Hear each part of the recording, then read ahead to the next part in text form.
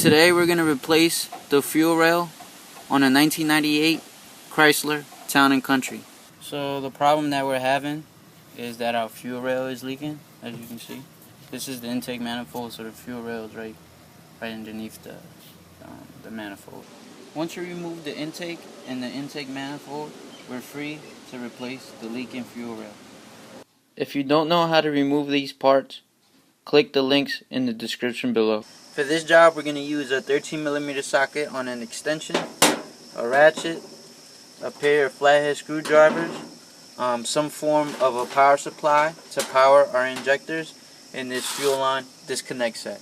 We're going to remove 4 bolts. 1, 2, 3, 4.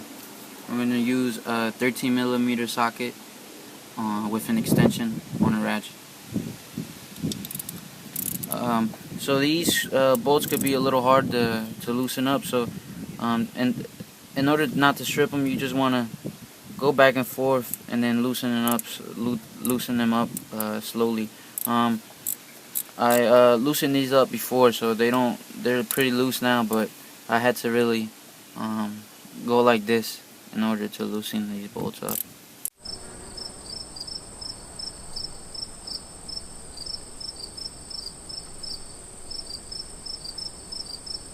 Now we're going to take these 6 injectors out. 1, 2, 3, 4, 5, 6. So this is the first fuel injector we're going to take out. We're going to take a flathead screwdriver and just prop this out. So we've taken these injectors out. Now we're going to take these injectors here that are facing on the front, away from the car. We're going to use a smaller screwdriver so we could get in here.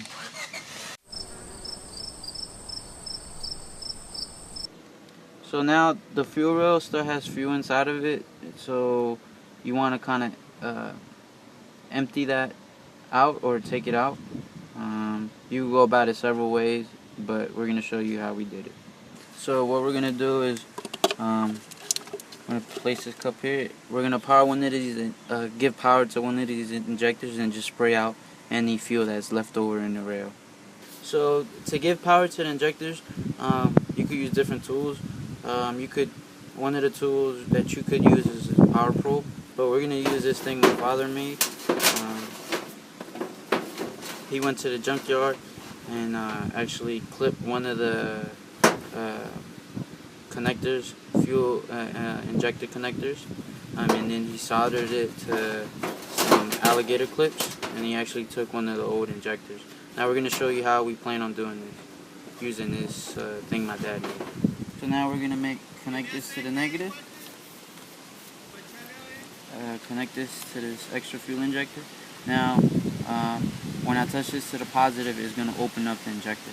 So listen for the clicking noise it makes.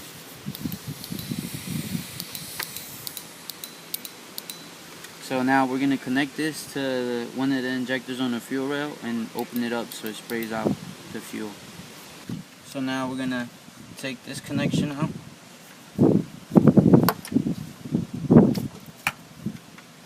And plug in the connection from the device we're going to use.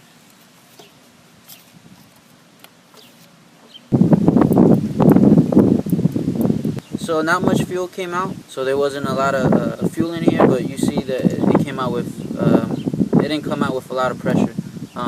That could be just because a lot of the fuel already leaked out of the rail. But it's something you should probably look out if you need to do this kind of job.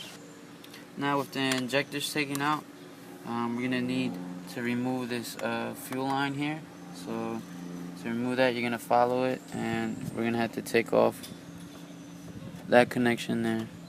So to remove the fuel line, we're going to use this fuel line disconnect tool set, and we're going to use the 1/4 one. So now here's a close shot of how we're going to use the disconnect tool to remove the fuel line.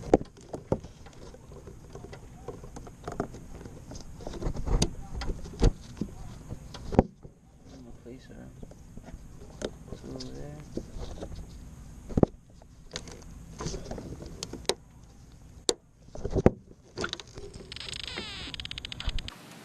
So now we're going to disconnect this here. This was a little tough to disconnect, so make sure you really press down on here to take this out. So now we're just gonna disconnect our fuel injectors here.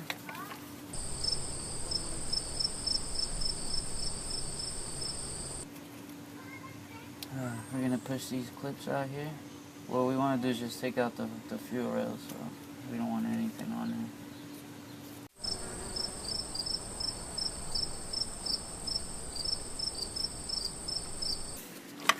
So now with all that disconnected,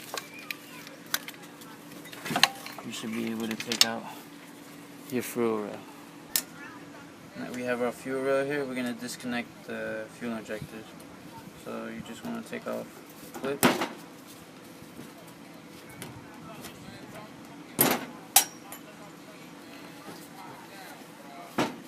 And then remove your injectors from here.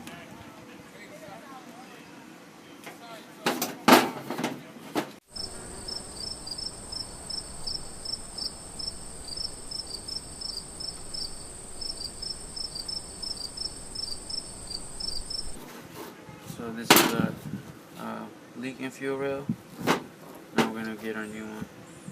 So just one thing to note is something that's of real importance is you want to make sure these seals are intact and they're not broken or scraped in any way, because they will leak.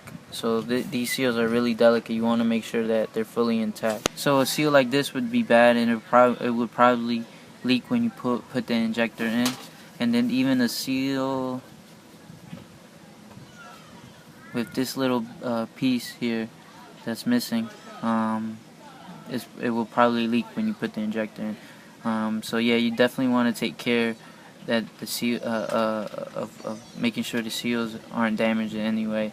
And then a problem we ran into is that you want to make sure you put the injectors in as smoothly as possible. You really don't want to apply too much pressure or do too much turning, because this kind of stuff will happen to the seals.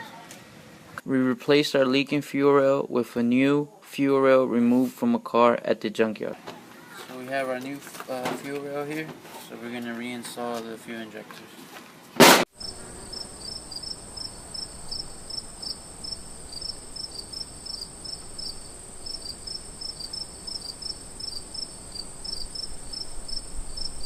So next step is just to reinstall these clips here.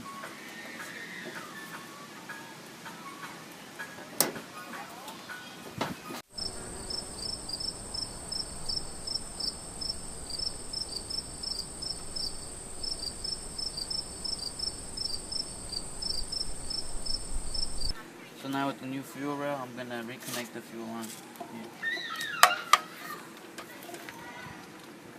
Just going to have to press down.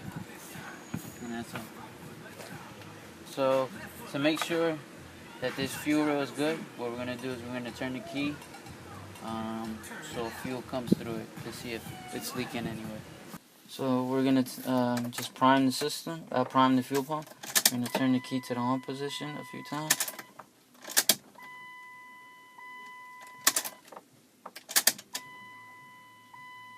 And then the fuel rail should have fuel in it now. So now to check for fuel pressure in the rail, we're going to unscrew this. And then taking a flathead screwdriver, we're going to press down on this valve here. And fuel should shoot up. Yep. So there's definitely pressure in the fuel rail. Nothing was leaking, so that means the fuel rail is good, and nothing came out the fuel injectors. So that means the fuel injectors are installed properly. So now we're just going to reinstall this fuel rail. So now we're going to put the injectors back into the engine. So we're going to put this side first, and after these injectors go in, we're going to screw them in.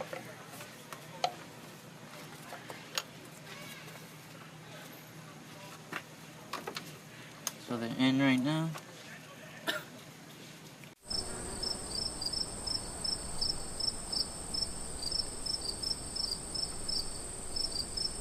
Now we're going to put the injectors on this side in, and then screw them in.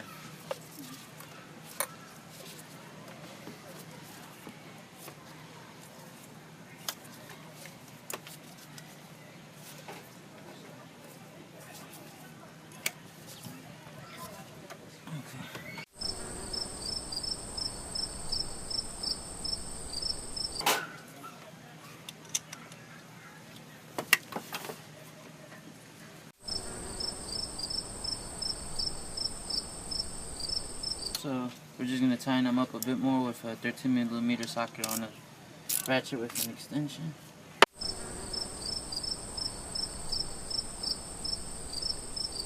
So now we have our fuel injectors installed, but we just want to make sure that they're installed properly and that they don't leak around here. So we're going to test for that. So now we're going to give power to the injector, and it should spray into the engine, but it shouldn't leak. So you can see it sprayed into the engine and it didn't leak. So the injector is installed properly. So now we're going to test the other ones. So we checked our injectors and none of them are leaking. So the next step now is to reinstall the connection to each of them.